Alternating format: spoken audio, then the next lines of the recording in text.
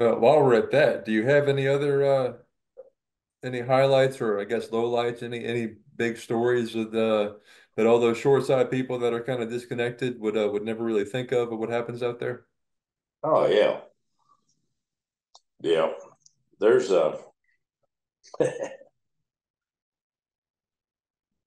there's so many going through my head right now trying to whittle them out. There is. Oh goodness, hell, I don't know. We get to see a lot of fireworks shows. You don't know what's happening.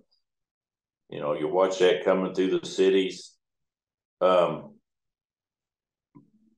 there's been several times I've had people say, "So you work on them barges?"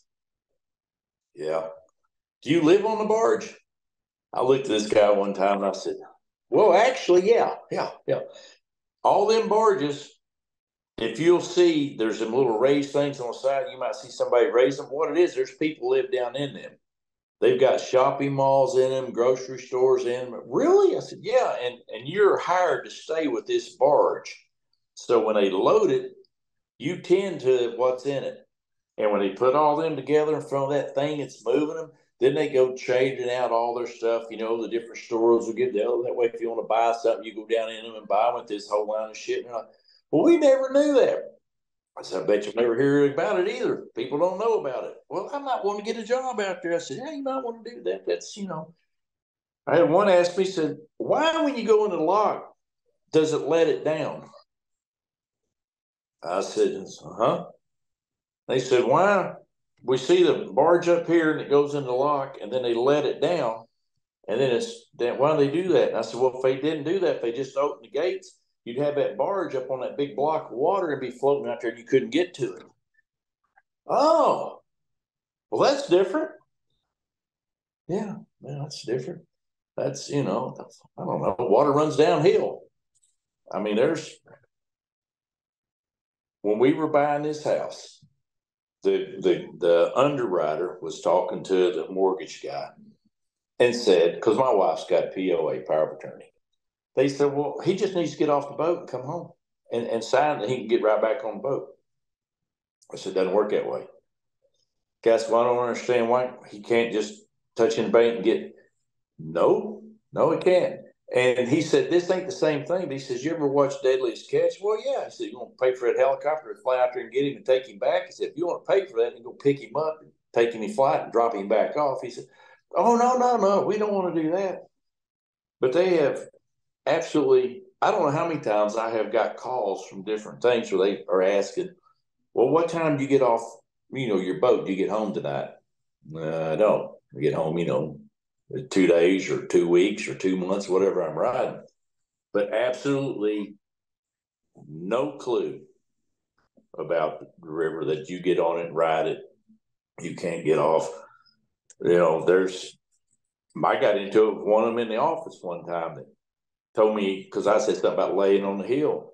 And this clown says, "See, right there it goes. That proves you don't know what you're doing. There's no hills on the lower." I said, "That's reference to the bank, dumbass."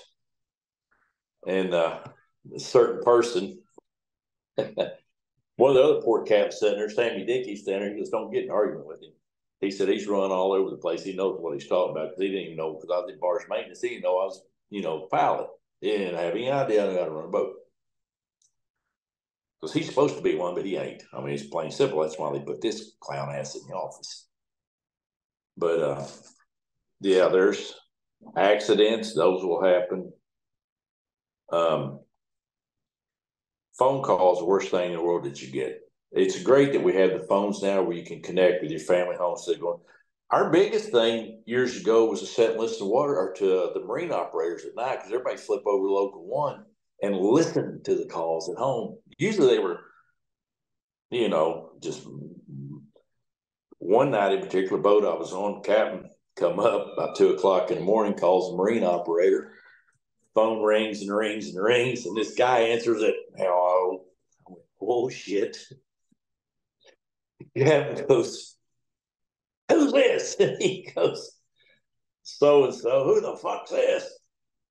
"Well, where's Pat?" "Well, who are you?" "I'm her husband." "You're what?" "I'm her husband." Well, this bitch didn't tell me she was married, and you can hear him, and you hear her. It's your husband. What? It's your husband. Hands her the phone, honey. What the hell? Now they're in an argument. And I'm sitting up here dying laughing because he's just called home. His wife's got some guy in bed with her who don't know she's married. And we used to listen to all these phone calls, Marine operator. Other times just normal, hey, how you doing? Kids are doing good. And then late at night, you have your good ones. Then we get the phone calls where you have to get somebody up and tell them that somebody in their family's passed away. I've had that happen several times. There's good parts, there's bad parts to it, but like my wife's grown up in the industry, so she knows, a lot of what goes on. But there's times we got to be a financial advisor, a psychologist, a doctor, a priest, everything in the world. And people, on the bank there, the first thing coming out of their mouth, here's you go, hey, when you got to go back? I don't know. Let me put my bags down first. I'll figure out when I'm going back to the boat. But it's I keep saying it's a different world. Used to, they didn't, they know the river was out there. Back a long time ago, I was dating this girl, and I was working over Houston. She went down to Boggs, just walked out on the fuel flat, standing out there looking. Franklin Boggs walked down and said, can I help you? She goes, yeah, I was looking for my boyfriend. Well, what boat's he on? I don't know. He's out there somewhere. Oh, yeah? Well, what's his name? Well, she told him. Oh, he ain't here. He's over in Houston. Oh, bullshit. There don't ain't no rivers out there. This is a river right here. It was to her, it was a lake, and that was it. When I came home, I had to see Franklin. He told me about it. We were laughing. I asked her. I said, where do you think that river goes? She goes, well, just right up there from Callisburg, right up there. That's it. That was her knowledge of the river. Was right there. Was right in front of Callisburg that you could see. When you went under the bridge at Ashland, that was it. No clue that it went as many miles as it does, So I got a road map and I started showing her, this is where I work at. This is where all the rivers are and everything. And she was like, damn, I didn't know that. Well, there's a river. Well, yeah, but didn't know there was boats on.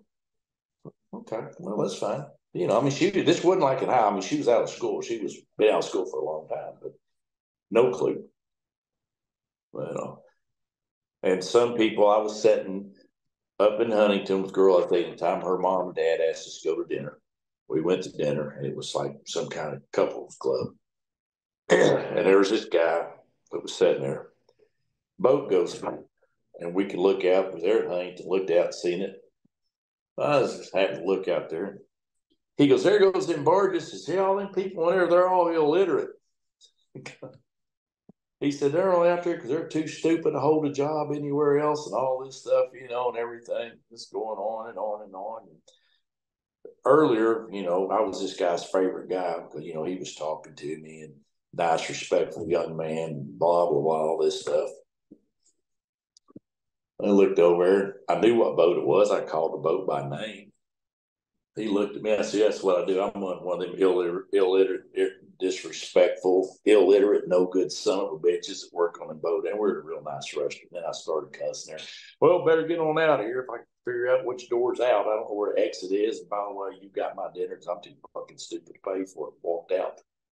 Left him sitting there, Her mom said something, and the dad explained that, people on the river, no clue, thought everybody out there was just idiots. Thought they were out there because they had to be, not because they wanted to be. It's accidents. Those are, it's like you said, you can sit there, go slow 2 miles down the river, see where you're going to hit. Sometimes there's a damn thing you can do about it, and everything's in slow motion. It just slowly goes. Go watch stuff come apart. It's like, wow. Then other times you miss bridge piers by that much, waiting to watch it go wow. And it's just like, oh, that worked. Then you get the drunks in the pleasure boats that run into you and you're headed tow at night. That never works out good. That happened several years ago in Cincinnati. 2 guys coming down river in a boat, hit the head of my tow head on, killed both of them on impact. And then the families tried to sue me over it. They were drunk. The toxicology report, they were Legal's 0.08, they were 0.175. That was ugly. And then they ask you, once you come in, do a deposition hearing, got the wife and the mother in there and family, and they're all in there listening. Then they ask you, so do you want to read over your accident report so you can freshen your memory up? I don't need to freshen my memory up. Live through it every night. They have nightmares on it.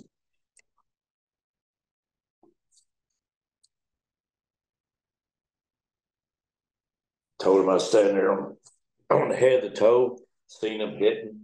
That nightmare was in the boat with him. Held him in my arms, everything in the world. Can't bring him back. And Were you shoving rakes that night? yeah, I had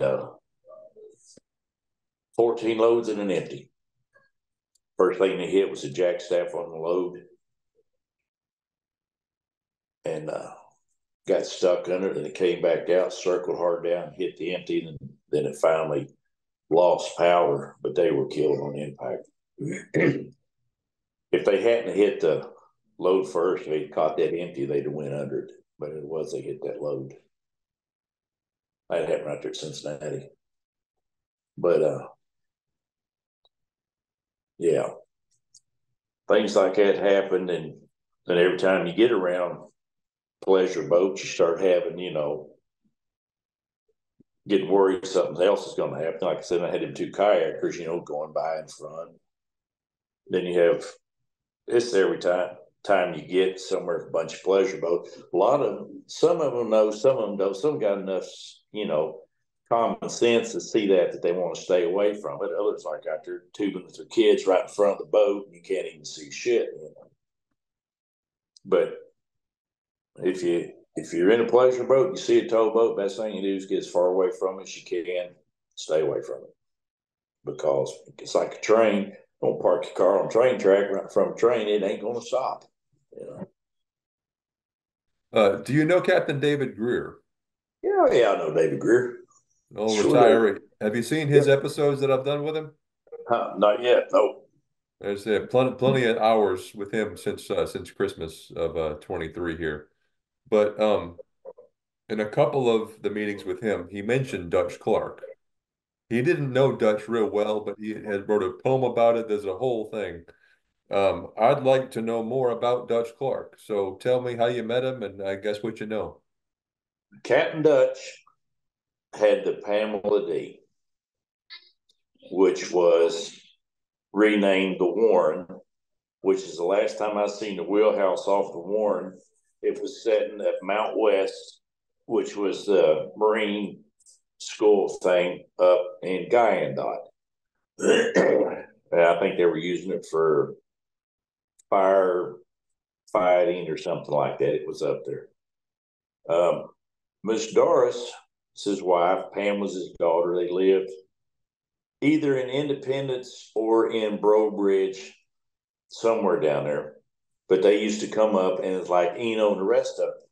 When the boat was up there, the families would show up at the boat store. When the boat would come in, then everybody come in. There's all the time cooking crawfish and everything. It was a big party time. And I remember all this. His daughter, Pamela, was a basketball player. I remember we went down there one time to their house. They went deer hunting. I remember a bear got after him. My brother told me about this. They were out there and Billy seen the bear, Dutch had that boat. Very nice, very jolly fella. I was younger, but I remember talking. The last time I talked to him, he was on the Midland, and I was trying to remember who had it at the time. He was on there, but a lot of stuff I don't remember because it was so long ago. But all I remember is him, his wife, and his daughter going to their house, eating dinner, going to watch ball games, and then coming up. And when I was a little kid, when they would come in, I remember this. He would always give me a nickel. I love pickles, and I'd always get in a pickle jar, and Captain Dutch nickel just for him. And I said, "This is Captain Dutch. I get a pickle and a nickel." Well, I got older. He went to give me a quarter one time. I said, "I don't want a quarter." It's why? Because I don't add it with the nickel. I got a nickel and a pickle. And then my grandmother would cook for him, and there was Ada Harris was my grandmother's relief, and Mama wouldn't get off the boat unless she could get on a harbor boat or the Cotton Queen or the Pamela D. And she also cooked on Peggy Downey's son for Fred Downey. If they could touch in and let her off. If she had to get in the John boat, she wasn't getting off the boat. Miss Ada would get on, they would ride together up, and then Mama would get off, then Ada would ride down, and wherever it was, they would always ride, or they would ride together. And Mama was over there, riding with him. And she was laughing because I'd always say, I get a pickle and a nickel, there's Captain Dutch. And that was like that up until they said I was talking to him on the Midland, and I had called Mom and told her was talking to Dutch Clark, and I got to holler back at him. That was after Dad passed away, and then I seen an article where he had retired, was fishing off his dock there at his house. But then after that, I lost all contact with him. That was a lot of years ago. We didn't really touch on it. How did your grandmother find herself out there? I would have to ask my aunt and see because she's told me, but I can't remember. My mom's daddy got killed when she was 7 years old. I think Aunt Katie was 2. So she was raising the 2 girls and my Uncle Jimmy. Uncle Jimmy got out of the Army. And I think Mama got the job first. Somehow she met Eno, and he had her get on the boat and start cooking. I can check with Aunt Katie and find out exactly how it was.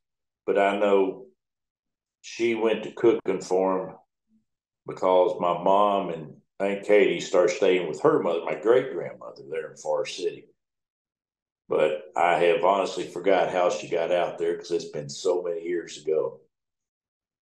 I know that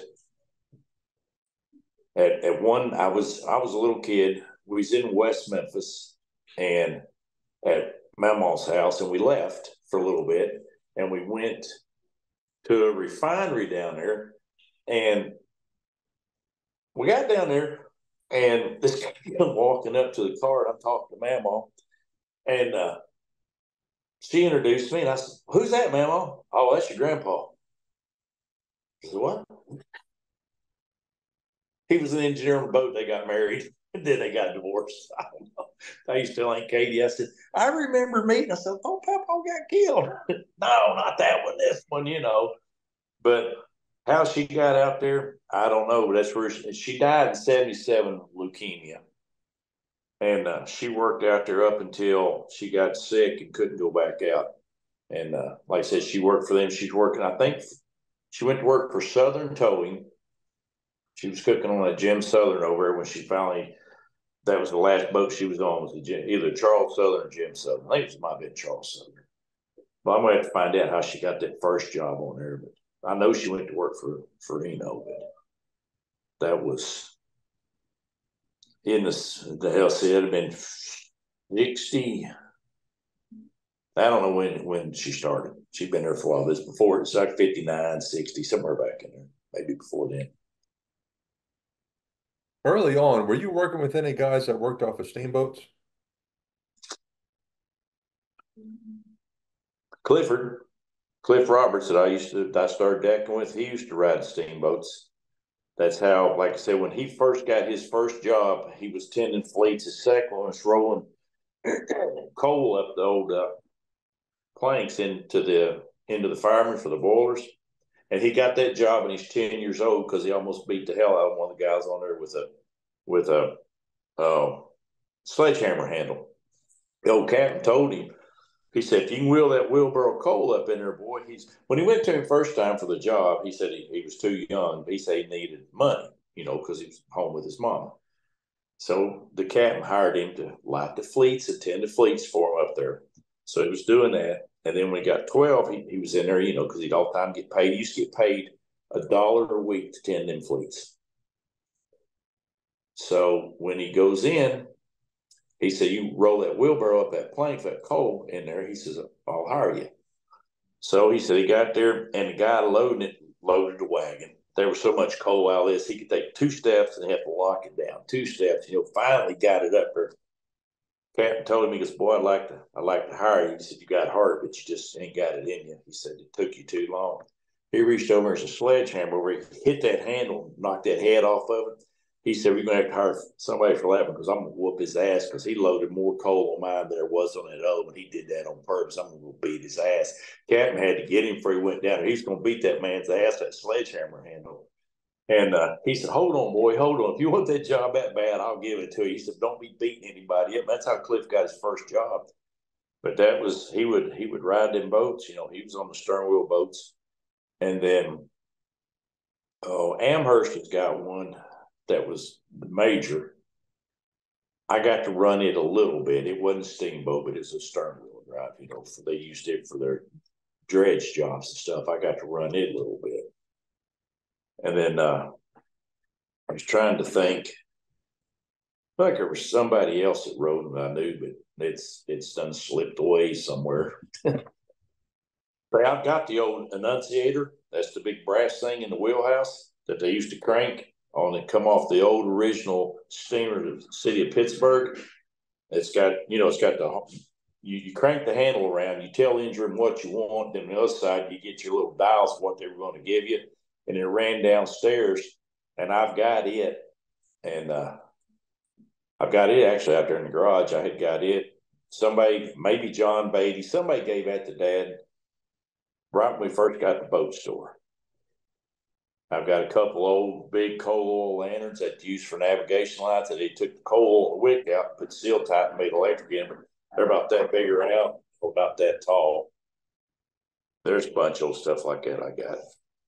What was your next question?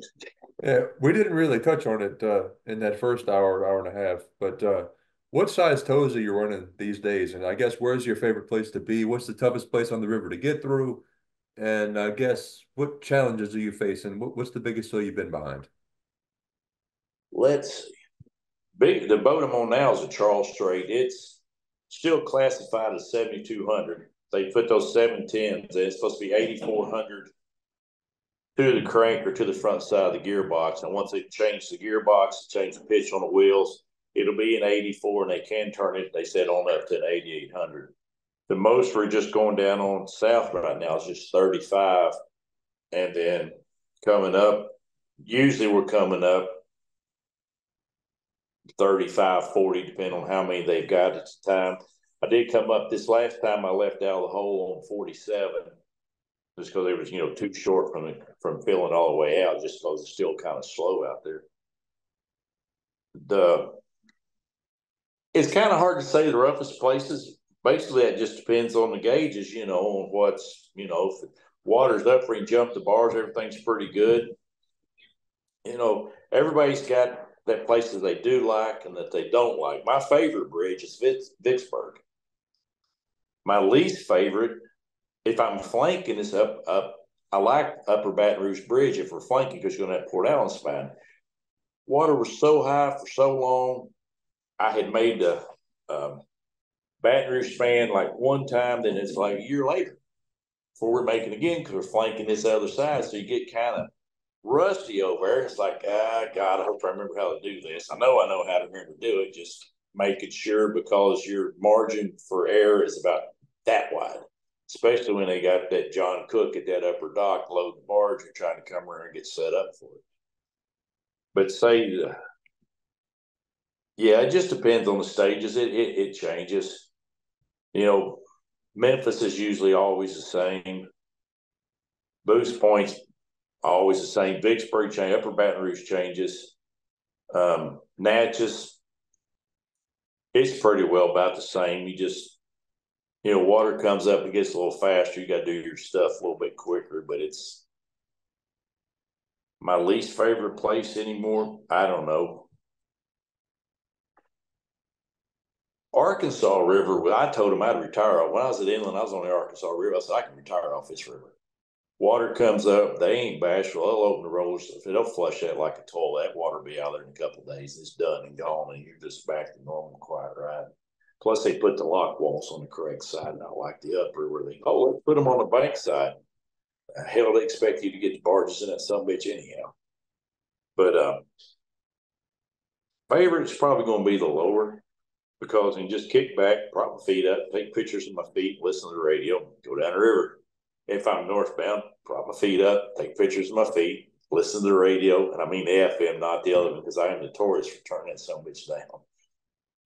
You got AIS, and it's an aid. You're not supposed to depend on it on your Rose Point, but everybody else does the same thing.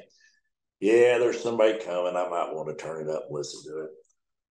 Least favorite, it's got to be from Baton Rouge down when you turn 67. It's just the radio. The running, I don't care. You got to turn that radio over to 67, and you got Fleets, and you got Thibodeau and Boudreaux over there talking about their shrimp expedition on 67. And everybody and their brother, well, nobody shut up. You got your Fleets, you got 3 radios. You got 67, you got to listen to it. You got 16, you're supposed to listen to it. And you got your Fleet channel. And I'm notorious. I tell a deck crew, if you're hollering for me, you holler and say, hey, Mike, don't just start talking, because when you got 4 tugs working and they've got 3 deck ends on each of their tugs. So now you got 4 tugs, that's 4 people, 3 deck ends, that's 12, other 4. That's 17 people before you throw you in there. And without the other 9,000 idiots out here hollering, you've got to get my attention. My wife will call me and she goes, hey, honey, how you doing? And I won't even answer because the radio's going to make shit. She goes, I'll talk to you later at work. I just hang the phone back up, because it is, the radios down there are god awful. Once you get around the corner, Devil Swamp, turn that back to 13, it's like, now it's quiet again, except for them over on the Red River. Chaffee, where that still leads over, but it ain't too bad. Well, another name you mentioned that I believe I've heard before, I think possibly from David Greer again, but you mentioned Full Ahead Ed. Tell me about him. Ed Rudolph, Greenville, Mississippi. At the end of every one of his, when he would talk, and when he'd get done, he'd say, come back. He'd say, you're going to be on a 2 Cappy? Come back. Did you hear what I said? Come back. The last thing he always said was come back. When I first got on the boat with him, and it was at Doyle, which is, they said Western Rivers has bought that boat from ACBL, and they've renamed it to Stone Strait, and I was riding it before they gave me the Charles. And I got on at Mount Vernon, come on watch, just below Uniontown. And like I said, we went down. I told you about all that. But that first morning, I come walking upstairs. I looked at Ed and I said, what the hell is that downstairs? He started laughing. He goes, what are you talking about? The cook. He goes, yeah. I said, dude, I'm used to cooks being 100 by 100. He started laughing. Well, it's 100 years old by 100 inches wide. This cook was 26 years old. And she wasn't 100 inches wide. She wasn't bad looking. I come up, Ed started laughing. He goes, boy, you'll be doing her dishes inside of 3 days. I said, ain't no way in hell. 2 days later, I come walking up to his dish suds in my hands. I said, you see that? He started dying laughing. I said, yeah. I got halfway through the second plate and dropped the plate and said, nope, I'm out of here. Come walking up. And he was laughing. But we had a lot of fun with him. That cook got off. We got another cook that her name was Rachel Swank. She a very nice lady. She messed the biscuits up one morning. They were real hard. So I walked out in the deck locker. A screwdriver poked a hole in the biscuit, ran a cowtail through it, tied a knot in, come walking back in. Everybody sitting at the table. Junior, which was mate, I don't remember his last name. I just remember him, JR. I said, hey, need a bumper for next lock? I said, I got one made right here. I said, I used one of Rachel's biscuits. All of a sudden, I heard, you son of a bitch, and I ducked. She threw the whole pan at me from the galley all the way through the dining room, hit the wall. I took off running upstairs. I went to bed. Got up, went down to eat lunch. she's just sitting there looking at me. I got my plate. I ate it real quick and went back upstairs. Well, Ed would get up about 3 o'clock every day and ride his bicycle. So that day, he comes walking up the stairs. He's standing there talking. Here come Rachel. She had some chocolate chip cookies on the plate.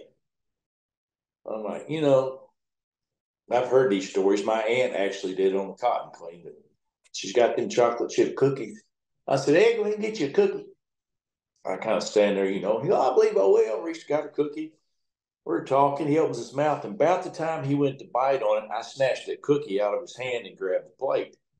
He goes, what are you doing? I said, I didn't know if she put X-lax in these or not, but I figured she's going to let you eat it. It was safe to eat, so that's why I want all my cookies. You go downstairs and get your own. Well, that sent him to cussing. Down the stairs he went. And then he came back up a little while. He asked me, he said, what are you talking about seeing your aunt do it? I said, guys, she rode the boat. My grandmother on that cotton swing, they were picking at her. Well, Aunt Katie made some chocolate chip cookies and put X-lax in them.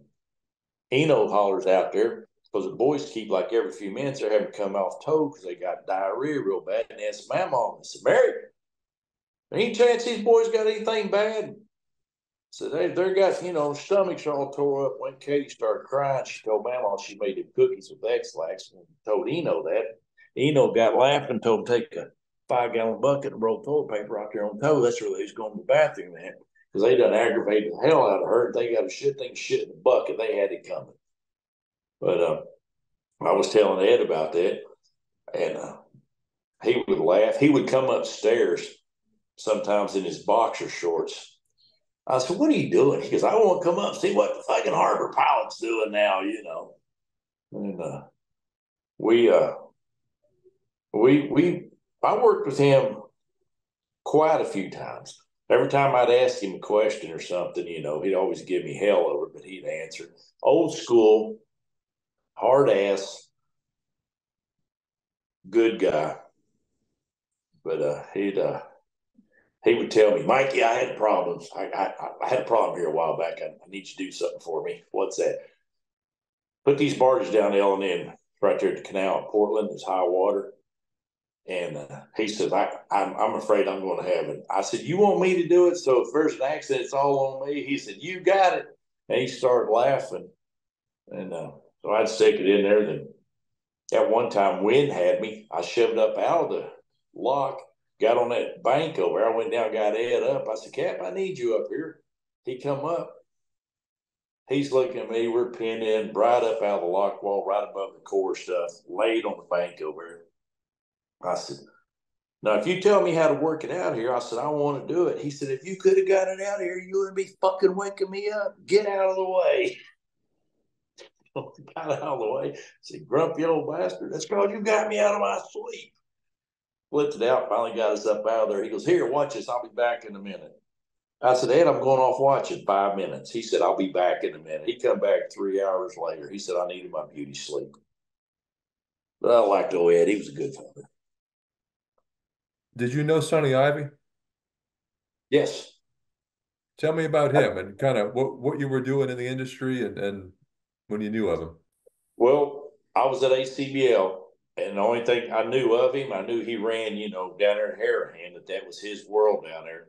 And I actually ran the boat that was named after him. But as far as working with him or anything, I didn't. I had just, I knew him. He was one of them names like, um, Jack Wolford, Bullard, Frank Phipps, Bobby Phipps, all the old names that was at ACBL back when I was little, the ones that built ACBL. And then his name was right in there with a lot of them. And that was just, as far as having any dealings with him, I didn't. I just knew of him and seen him a few times, but that was about it on Captain Sonny. One last question, and I think we can call it. But any good stories of 60 years out there on the water of how good cooks, bad cooks, and pranks with the crew? Oh yeah, I got a lot of them. I have had, I've had some really good cooks. I've had some cooks that both male and female that if they had their own restaurant, they were phenomenal. I've had some that I don't even think they could spell the word cook. I walked down one time and this lady had steaks in a big pot. And I said, "What are you cooking in there, Cookie?" "I'm boiling your steaks." "What?" She goes, "I'm boiling your steaks." I said, "Oh, no, you broil steaks." "No, no, I'm boiling them." I lift the lid on. She had boiling water, it had the T-bones in it. I said, "What are you doing with these?" "I'm boiling them." "That's what you do with." "No, you broil them or you grill them. You don't boil them." "Well, I know you do. That's what they said." No, no, this was like her first week on the boat. I had one that was an ex-police officer, and they told her, "When you come out here, don't wear your feelings on your sleeves because you will, by God, get them hurt. If you ask the guys if they like something, they tell you no, then okay, what do I need to do to it?" And they'll tell you how to fix it. Don't get offended. Well, the deck crew called me before I came to the boat, and I had actually been off. I had got food poisoned while I was at home from a restaurant. Spent 5 days in the hospital. I had bacterial intestinal food poisoning. It was some bad shit. I mean, it like I lost my colon over it. So when I came back to the boat, first crack out of the barrel that first morning, I walk in there and I was like, gravy didn't look good. Nothing looked good. I got me a glass of orange juice. And one thing I never tell you guys, don't blow your nose in the galley. Don't be spitting anything in the sink. Wash your hands in the sink somewhere else. I took a drink of that orange juice and I spit it in the sink. I barely made it there. Cook says, "Well, honey, I haven't made orange juice since I've been on here." "Yeah, all right, whatever." "Oh, wait, I'm sorry." She said, "I don't know what's wrong with it." I just dumped it out and left. I went to the wheelhouse. She called me on intercom. I could hear the engineer, old Dan Curry, in the background going, "Sugar, don't tell him that. Don't tell him that." She says, "Honey, I haven't made orange juice since I've been on here." "How long you been on the boat?" 2 weeks."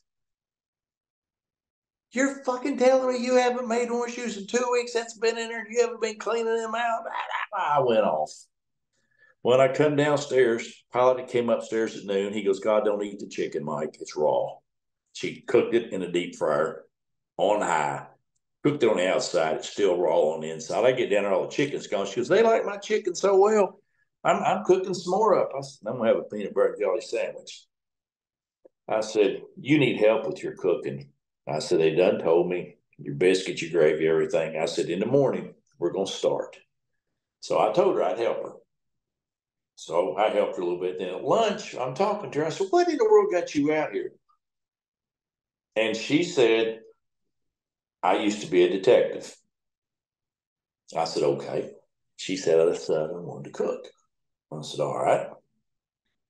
I said, what got you out here?" She said, "Well, I got shot." I said, "Over your cooking?" She ripped her shirt up and said, "Then I got stabbed right there." And I said, "Hey, you got there for putting seconds on her plate when they told you to get away, didn't they?" Well, God dang it. She went to her room. Dan's looking at me because I can't believe you just said that to her. I said, "Well, she's a police detective. She ought not hurt her feelings." "Well, yeah, it did. She come out and rescued her." I said, "Look, honey, I am sorry I hurt your feelings." I said, "You don't know how to cook. Cook like you do for your husband." "Well, I don't." "What do you mean you don't?" "Well, we eat out." "What do you mean you eat out? For 25 years, that's how long you take you in the police department and all that, and you ate?" "Oh, yeah." "What about your kids?" "Don't have any." "That's because he's working cases all the time." "Yeah." "Obviously, you and your husband didn't have any romantic meals in, did you? No kids, no food, you don't know how to cook. What brought you out here?" "Well, my friend told me I need to be a cook out here." "Well, you don't have to go home and figure out how to cook." I ended up putting her off the boat. She could not cook. She couldn't do shit. She couldn't do. I had my cook right now, Tammy. She's a real good lady, real good Christian lady. Doesn't cuss. She puts up with a lot of foolishness from us because I'm all the time picking at her and playing, but she can throw a meal down. I mean, it's all meals are good. She will come to the wheelhouse. "Will you try this? See what it tastes like?" "Yeah, yeah, man. How come you brought me just?" "Well, I didn't want to bring you too much up." "Well, where's my glass of milk? Go and cook it." "Well, hold on a minute, and I'll go back down." Time you go 3 stories down to the stern of the boat where the galley is and back up, She says, you just do that to piss me off, don't you? I said, Tammy, I am not trying to piss you off. But she does. The cooks, when you get a good cook, when they're cooking for the crew takes care of them. When you get one guy on there that's being an asshole, it's usually pretty bad for him when, he realizes error of his ways. Pranks on the boat, they we put silver tape. We was playing cards late one night. This was been about quite a few years ago. It's about 2:00 in the morning. I was sitting up playing cards with guys. I said, y'all want to have some fun? They said, yes, get me some silver tape. So they got me some tape, and I real lightly put silver tape all across the door facing where the one deck was in there. Called up on rang the radio upstairs, and Charlie, God bless it.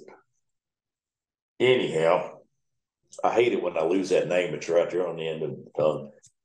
Charlie says, he said, what you need, Capt Mike? I said, I want you to ring the general alarm.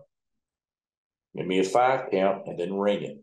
I'd already went in the engineer's room, opened the door real easy. I said, hey, we're going to sound the general alarm here in just a second, but just stay in bed. We're having fun. He goes, oh, God, I want to watch this. So he came out. We're all sitting at the table, got all the lights out, got the cards out. We're setting a flashlight. I told Charlie Skinner, called up. I said, Charlie, fire the general alarm on. Give me 5 count. When he sat back down, he said, okay. So he fires it off. General alarm goes off. Here comes Brad, run out of his room, right into all that silver tape. It is stuck all over him. There he stands, on his hairy legs, on his chest, everything in the world. I got the flashlight. I said, what are you doing, Brad? He said, general alarm went off. What are you doing? I said, oh, we're playing blind man's poker. I said, God, that's going to hurt when you pull that off. Well, we could hear him in there hollering as he's ripping it off. But my favorite one was there was a certain boat over at a certain company. It was an all-boat crew change. Deck crew come up. There were some mad son bitches. Somebody put Easter egg pellets for coloring Easter eggs in the shower head. This is not one shower head, but in all the shower heads. So when they went there to take a shower and turn the water on, and you got all this color started coming out all over them. And that Easter egg color doesn't wash off. So it was all, they come upstairs. They were mad. Deckhands were madder than hell, cussing, throwing a fit, blaming me. I said, hold on a minute. Let's go down there and shower first. Because the captain was upstairs. I said, go down there because I was on the backwash. They went and twisted that off. And there they were. Like 3 or 4 of them little Easter eggs peels down in there, that you put in the water. I said, wasn't me. I said, y'all figure out who it was. It wasn't me. So after it's all said and done, Captain looked at me and goes, I wonder what son of a bitch was that done that. I said, anytime you play it prank on everybody, you make damn sure that your ass is covered if you don't want caught. He said, if I'd have taken a shower and got covered, I said, it wouldn't have been me, would it? I've had them put cellophane on the commode lids. On the commode pod itself. Because when you walk in there, you don't see that. You're going to the bathroom, it's splattering all over the place, trying to figure out what in the hell's happened. I had a deckhand come up one time, and he had this was when the flip phones, when the pictures were first coming out. And his wife had sent him a picture and it wouldn't open. I said, well, send it to me. I'll see if I can get it to open on my phone and I'll let you see it. He said, okay. So he shot it to my phone and it come out a bunch of hieroglyphic stuff. But I had told another deckhand, I said, go down there and find me Hustler, one of the magazines. Get me, I said, you know what his wife looks like a little bit? He goes, yeah. So go down there and find me a picture of some gal doing something without showing her face. So he does. He's got a picture of her from behind with this guy doing the doggy on her, takes a picture of it. And I called him up. I said, Johnny, I got this picture. And I showed it to him. He's looking at that picture and he starts going off. Now he's got his phone trying to call his wife. Won't know why she sent a picture of her having sex with some guy. He's throwing a fit. I'm laughing. I finally get him to calm down. I said, would you look? Here it is in the magazine. See the picture? I can't believe she even put it in beaver hunt too. I'm going to kill her when I get. We like to never got him to understand it. We took the picture of the magazine and put it on his phone. He finally calmed down. But it's there's a lot of stuff that goes on, and when you got the whole crew in on one person, that's what makes it. Even like tuning the radars. I know you've heard that one. They put the aluminum foil on a guy and send him out on the head of the tow. Ah, yeah, we've all done that one. How frequent is that these days? And I've heard, of course, of wheel wash samples and maybe exhaust samples and some other stuff. Yeah, the tuning that's from time to time we'll still see somebody out there, with the aluminum foil in their hands up. Of course, we'll all be laughing about it. It's probably been a couple of years since I've seen that one happen. Trying to remember, my uncle had a green deck and reach out there for a paint stick on the barge, make a line on it. He told me you wanted to check that every 2 hours, make sure that water don't come up on, the water's not coming up. And I think it was a couple of weeks goes by, and he come up and told my uncle, he says, "Yeah, Jimmy said water ain't coming up in line, but it's sure getting higher out there in them trees." Uncle forgot about it. This guy been getting up every 2 hours off watching that water line on that barge while they were coming up to lower. He said it ain't coming up here, but it's coming up in them trees over there. My uncle's like, "Oh, okay." He had to start telling men, it's okay, it's okay, it's all good, it's thank you for letting me know that.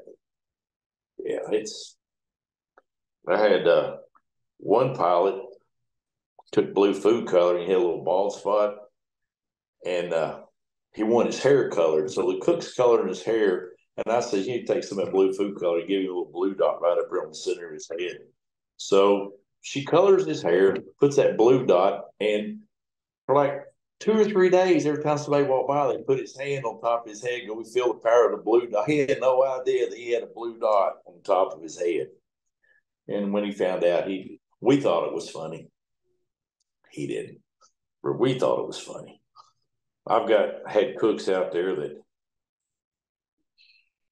some of them, like I said, I've got a lot that's been real good. Some that didn't have a clue in the world what the hell was going on. Some that were looking for a husband, a boyfriend, or all three that wasn't a cook, didn't need one. Yeah, that's another one of the deals. There's a lot running through my head on different ones. And one went back to bed because they didn't turn the stove on for her. So she can't cook breakfast by getting up at 3 in the morning if the stove wasn't turned on hot for when she got down there. Next day, I told them to get me up at 4:30, and by 10 minutes till 5, I had breakfast done off the cold stove, and I cooked biscuits and gravy and bacon and eggs and pancakes and everything. And I told them not to wake her up. And then 10 minutes till 5, I said, "Go beat on the door till it's 5 o'clock." She come down. I said, "I got up at 4:30. There's breakfast. I don't want to hear you crying anymore about it." So, and then when I was in inland, Capt used to send me. She would call stuff. "We'll send a cook over, see if you can train her, or work with her and stuff like that." Because I've been out here so long and everything, I've had different ones. "Oh, you can't do it." "Yeah, you can. That's real easy to do, but you got to set your time up. Well, anything else to share before we call this one? I just realized it was getting dark. I had to get my halo back on. No, it's yeah, I didn't even know about when it was going to be aired. And the youngest son sent me a text. He says, "Oh my goodness, Dad, I didn't know you was a river god." And I said, "What are you talking about?" Because when he came out here, I told him, I said, "Austin, I don't care where you go or what you do, you're not going to be able to fart that I don't hear about it." "Oh, Dad, well then every place he's been, there's been. Well, the other night he called me. He's at Loman's Fleet. And I said, "I used to have a house on the hill." "Yeah, I know. I done heard the stories. The parties used to be up there. The boats used to come in, the tugs they tie up, and all the parties you'd have up there on the hill." But he sent me a screenshot of where it had the different. I said, I know who that is, but he says, "Look at the bottom one down there. Isn't that you?" And I went, "Oh, yeah. Where'd you get that?" And he told me, and it's like you said, when it's 2 and 3 hours long, it's a hard time to say. Well, that's why I was trying to be nice earlier when I said that. I've seen segments. It's just trying to get enough time to watch the whole thing through. But yeah, other than that, I don't know. I don't know a whole lot. I know a whole lot more. It's just getting it out. Maybe we can do this again one day. Anytime you want to. Oh, You, how long do you usually ride? Is it 28 and 28? no, Now I ride at least 30, usually 40, 50, 60 days at a time. I think I had this last time I got on the boat 3 days before Halloween. I got off the night before Thanksgiving, come home for 3 days, went back, and then I got off the 20th of December and had to come back the 7th of, I got off 20th of December, got back on the 27th of December, and rode until the 16th of February. So it's just, oh, that's a good thing about where I'm at. It's not like the other companies where you have to ride your sets. You get on this day, you get off. You get on, you get off. Over there, they'll let you ride as long as you want to. And usually I'll ride 40, 45, 50 days, and I'll take off a couple of weeks. Except for when she sold the house, I took off 30 days in because I had to get everything moved out. And this time, today's the first day since I've been home the 16th that I took a break during the day. I have been going round the clock. Yeah. 2 nights ago, it was midnight. I was laying in bed. I was almost asleep, and it was right after the AT&T where we lost service and everything. The problems being a towboater, you sit in your glassed-in aquarium, and you have a lot of time for a lot of things to go through your head. I'm laying there in bed, almost sound asleep. Got done watching that movie Red Dawn.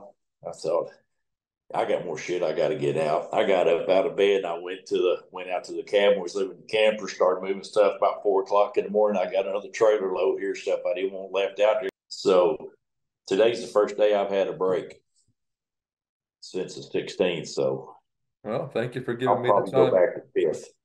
Thank you for giving me the time on your couple hours of break here, man. We'll keep in touch with you. All right, buddy. Thank you. Thanks for calling. Chance, you tell Ty I said hello. I'm gonna hit him in the back of the head with Stretch Armstrong again. You got it. All right, brother. Take care. Thanks a lot, Cap. You too. Bye bye. This has been a production of Where You At Studios, LLC.